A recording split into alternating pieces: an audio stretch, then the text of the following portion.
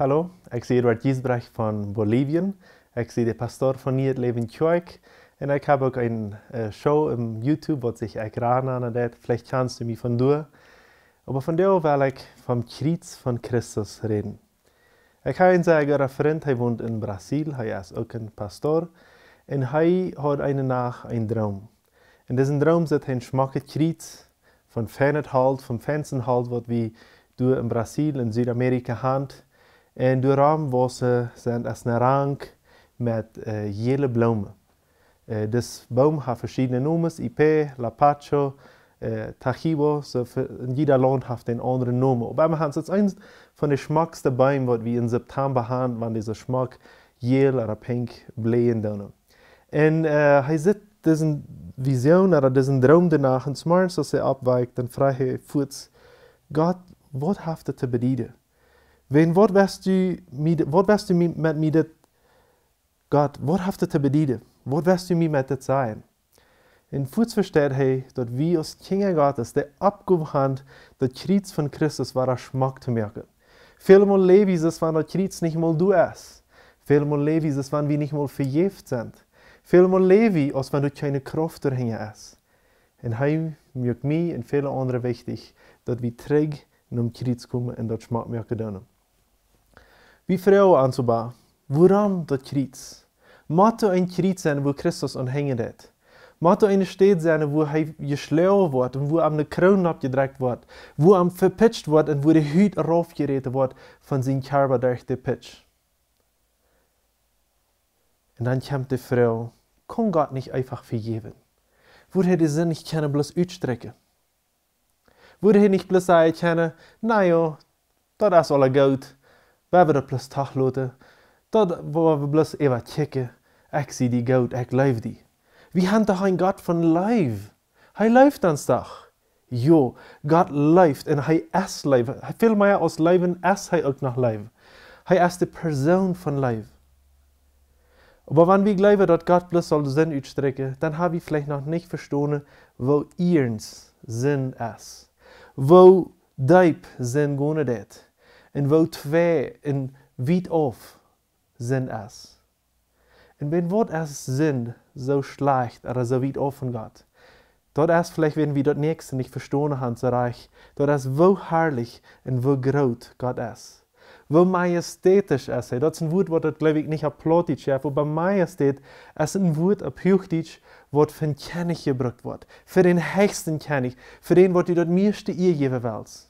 So, das herrliche Gott, das heilige Gott, hij verdraagt nicht Sinn, wenn hij is dat Gegenteil von Sinn. En hij is zo'n grote Gegenteil davon, hij kan dat nicht verdragen. Dat past bij hem nicht bij, dat pakt bij hem nicht an, wenn hij is 100% heilig. So, dann moet man uns vielleicht fragen, als zweites, wat is dan Sinn? Wenn wir nu weten, dat we kennen nicht ohne dat Kreuz, dan werden wir sagen, wat is Sinn? Sinn is de Linie vorbeigaan. Einmal sagen wir zu uns Kind, bei du und du kannst du gehen und wieder nicht. Und Sinn ist, wenn wir bei der Linie oder der Grenze, was uns gesagt wurde, erst vorbeigehen. Und wo merken uns Menschen, gehen wir nicht bei Gott seine Linie vorbei? Jeder Tag. Vielmal ohne, dass wir das merken. Das ist ein Verbrechen gegen Gott. Und in Wirklichkeit ist Sinn ein Zustand, in dem wir all geboren wurden. Wenn Adam hat gesündigt, und durch Adam kommt wir all mit Sinn auf diese Welt, oder in ein Sündenreich in diese Welt. So wir haben nicht mal eine Entscheidung, als wir wollen in der Sinn-Zeit leben oder nicht. Wir werden einfach nicht geboren. So Sinn, wo wir auch sagen können, das ist ein Konflikt oder ein Trouble, das rubbelt sich zwischen Gott, sein Perfektsein, und Menschen, ihre Fehler. Sinn, das ist ein Konflikt, oder ein Trouble, das rubbelt sich zwischen Gott, sein Perfektsein, und Mensch, er nicht perfekt sein, oder dort die Fehler, dort fehlerhaft, alles, was bei uns ist, dort rubbelt sich, dort kann sich nicht verdrehen. Wenn Gott ist so perfekt, und wir sind korrekt dort Gegenteil, dort schafft nicht taub. Ich studiere, was ist sinnreich? Wo wird jetzt Sinn, oder wo redet die Bibel über Sinn? Und ich merke ein paar dicke, große Bücher auf, die sind so dick ist das. En ik vang aan te zeggen wat es zijn. En op eenmaal werd ik aan, dat in de Bibel, in de spreuk waar de Bibel geschreven wordt, in Hebräisch en in Griechischen, du zijn zeer veel woorden voor zin. Zin wie zo wat groot, dat ze horen niet plus dat ene woord zin, sondern ze horen veel zin. En dat bekendste woord voor zin in de Bibel im Nieuwen Testament, im Griechisch, dat is hamartia. Hamartia, dat is einfach plus so einfach ein Wort, wann ich nicht das Ziel treffen will. Das Ziel ist, Gott zu folgen oder gehorsam zu sein. Und Hamartia ist einfach Krieg du Besitz treffen. Und das kann weit Besitz sein, aber bloß ein einziger Besitz. Wenn das das Ziel ist und ich treffe ganz ein einziger Besitz, das ist all eine Sinn, das ist Hamartia. Dann wieder ein anderes Wort, das nennt sich Adikya. Adikya, das ist so ein Sinn, was eine wiederholte Sinn ist. So eine Person, die vielleicht ein Laster hat und jeder Tag frisch das soll sie mal tun. Und vielleicht so, wenn immer Gott sagt, ich will das nicht tun, vergib mich.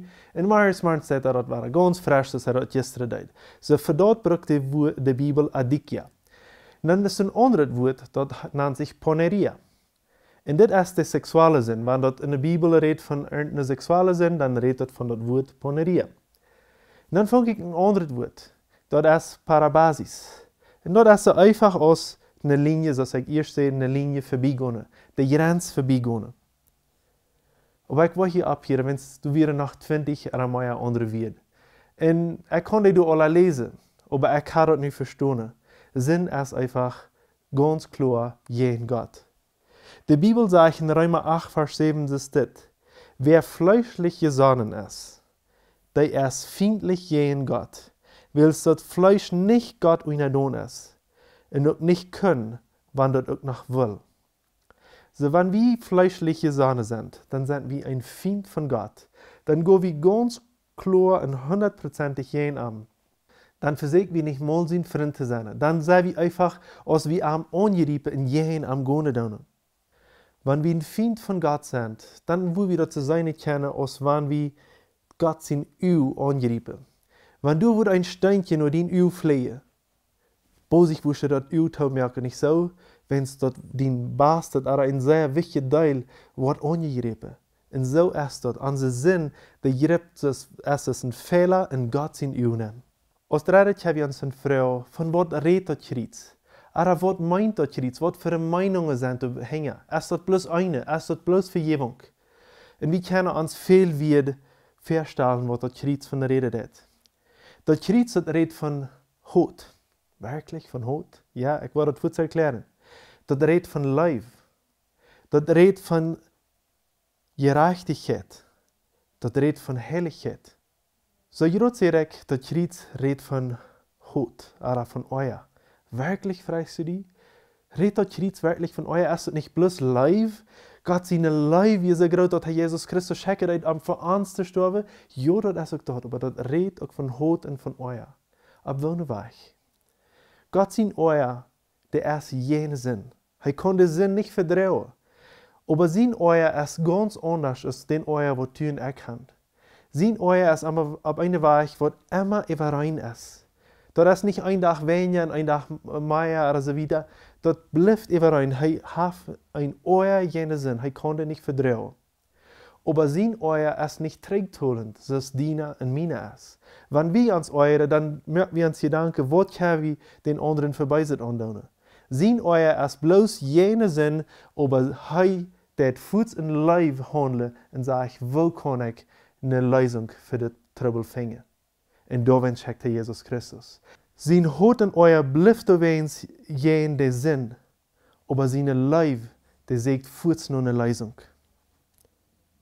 Gott ist auch heilig. Und das Kreuz ist heilig. Gott wies euch, dass das Kreuz, was heilig ist. Dass es kein Dunkelheit in ihm ist. Dass es keine Sinn in ihm ist. Das ist 1. Johannes 1, Vers 5 sagen wird. Seine Heiligkeit und sein Euer, jene Sinn, ist so groß, dass er den Teufel, oder den aufgefallenen Engel, muss rausschmieden aus dem Himmel. Wenn es der hat keine Ruhe mehr, wenn es er hat gesündigt. Er muss den Weichschecken in den Hall nehmen, wenn er kann das nicht verdrehen. Das ist Offenbarung 3, Vers 6 sagt. Und willst du leben und nicht kalt oder heiß bist, wo ich die aus mein Mühl spielen. Wenn wir als Kinder Gottes bloß warm sind, nicht heiß und nicht kalt, nicht auf eine Kant und nicht auf die andere Kant, bloß einmal durchwaschen, ja, wer wird die Zeug fahren, aber uns Leben ist wirklich nicht für Gott da. Gott hat von euch dort, er will ganz handgegebene Menschen, wenn Jesus hat sich auch ganz und gar handgegeben. So, was bringt uns der Kreuz dann? Nummer 1, der Kreuz bringt uns Versöhnung. Dann fragen wir uns vielleicht, was ist das für ein feines Wort, Versöhnung? Das braucht wir nicht jeder Tag. Versöhnung, das ist der Sinn vernichten durch eine dritte Person. Das ist der Sinn merken auf die Kosten von einer anderen Person.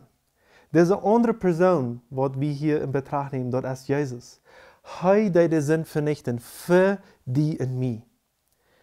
In 2. Mose 30 verstehen, ist es ganz interessant beschrieben, wo Aaron jeder Jahr auch Versöhnung bringen für zwischen Gott und das Volk, wo er den Sinn vernichten wird. In der Zeit musste sie jeder Jahr Tiere opfern, viele Tiere opfern, damit er Sünden vergeben kann. Und nun sagt Gott, er will Jesus dort ein für alle Mal lassen. So in 2. Mose 30 verstehen sagt es so: Einmal im Jahr soll Aaron und die Spitzen vom Altar die Versöhnung durchführen.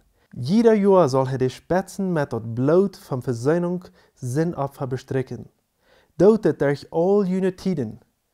Dit ist dem Herrn höchst heilig.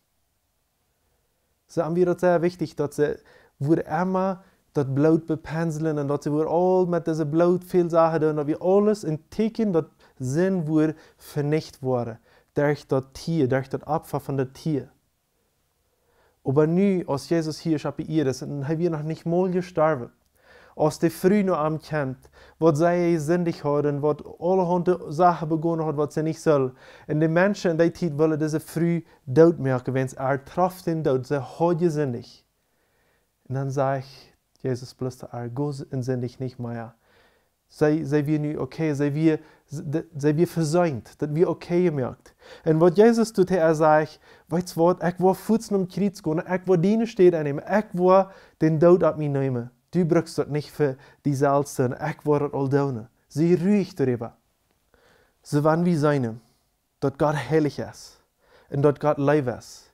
Und dort scheint sich so, dass Heiligkeit und Leib, das passt nicht taub. Die Heiligkeit, das ist, wo Gott und Herrlichkeit ist, und die Leib, leiftollig, als wenn dort 2 verschiedene Personen sind.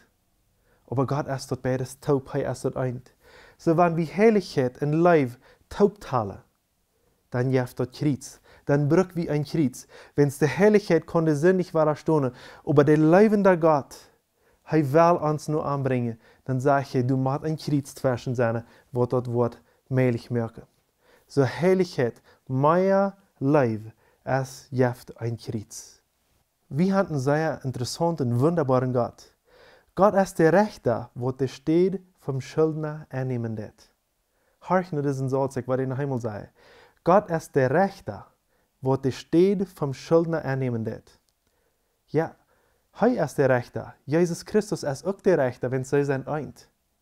Aber sie wie sollen nicht schuldig sein? Aber Jesus sagt, ich will das tun, für die. Er ist auch uns auf gut. Was für uns Frauen, dass wir nicht mehr schuldig sein, wenn er will uns nur eine Radung führen, nur eine Versöhnung führen. In anderen Worten, wo wir sagen, er handelt nicht mit seiner Heiligkeit. Er handelt mit seinem Leib, dass wir einen Zugang nur am haben. Die zweite Sache, was das Kreuz steht, ist, das betont. Das betont unsere Schuld. Das bringt Frieden für den Euer, in dem wir leben. Wir sind Personen, die von Geburt an leben in den Euer Gottes, wenn wir kommen all auf den Weg nach dieser Welt. Und Jesus sagt, Fuß, ich will Frieden für das bringen und ich will das betonen mit meinem Leben. In 1. Johannes 2, Vers 2 sagt das, Christus hat mit seinen Tod unsere Sünden betont. Und nicht nur unsere, auch von allen Menschen auf der Welt. So Jesus hat deine und meine Sünden betont. Wie wir in Tod, oder wir sollen Tod gemerkt werden, und wie unser ewiges Leben, unser seelisches Leben, wir ganz tot. Und er sagt, ich habe das betont, der Tod, und wo die du für Leben geben. Wie wir festgenommen von Diebel. Und er sagt, ich will das betonen, dass du frei bist. Dus wanneer irgendwer im Gefängnis ist und du eine große Sache hat getult, damit er frei sein kann, dort ist, was Jesus für die und mir getan hat. Was dort kriegt noch? Dort bringt Erradung.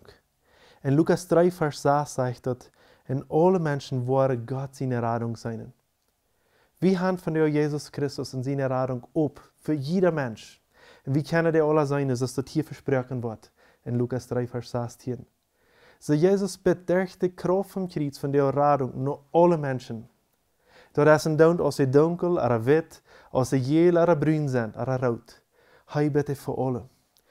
Dort ist ein Dund aus dem Gefängnis sind, aus der äußersten Sünde sind, oder aus der Schmacke Heilige, was sich fein abführen können. Wie alle sind Sünder, wird die Erradung brücken, und hij bittet an. Was dort Kreuz noch? Nummer 4. Dort merkt gerecht. In Römer 4, Vers 18 sagt das so. So als durch einen Mensch seine Sinn die Verdammnis über alle Menschen kam, genauso kam durch einen seine Gerechtigkeit die Rechtfertigung für alle Menschen. So durch Adam kommt die Schuld auf uns alle zu, was ich nu ein paar Mal gesagt habe. So durch Adam kommt die Schuld auf uns ab, was ich nu ein paar Mal gesagt habe. Wie alle wieder schulden, wenn es Adam einfach heute in jene Frucht näher bet und wieder Gott nicht gehorsam gewesen. Und Gott sagt, ich will dort reich machen. Ich will eine Person schicken, die das auslassen wird, was du passiert ist. Und dort ist, was Jesus Christus für uns tut. Er macht uns reich mit ihm. Weißt du was? Viel mehr, als dass wir bloß groß im Himmel gelebt von dir und dass wir dort ganz genau weiter können, viel mehr noch als dort.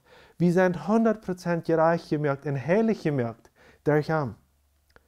So als Gott ist, so war wir durch das Kreuz. Ja, mein Freund, krieg so als Gott ist, so merkt er uns auch. Er merkt das Bild, was er gemerkt hat von uns. Er merkt, das war reich. Weil wir das Bild auch annehmen. So vielmal gehe ich und spaziere mit Menschen und sage, mit mir ist es nicht. Ich weiß nicht so viel als du. Ich habe nicht so viel gelernt als du. Ich habe nicht so viel Geld als du. Ich kann nicht das, ich kann nicht jant. Du kannst besser reden, Jana kann besser mit seinen Geschäften drehen. Wenn wir uns abhören, uns selbst zu verachten, wenn wir sagen, wir nehmen die Rechtfertigung von Jesus an. So als du bist, komm zum Kreuz. Nur das schmacke Kreuz, was mit Blumen bewassen ist. Und fang an, dort zu uniten, dort er die reich gemerkt hat. So wollt ihr das Kreuz von Christus schmack merken, indem dort wir rüt können. Indem dort wir reden, dort er uns reich gemerkt hat, dort er uns gerat hat, dort er uns verseint hat. Und dort er alles betont hat. Und dort wir sagen, weißt du was? Das ist auch für dich da. Ich möchte dich für nu Gottes sehen, Menschen.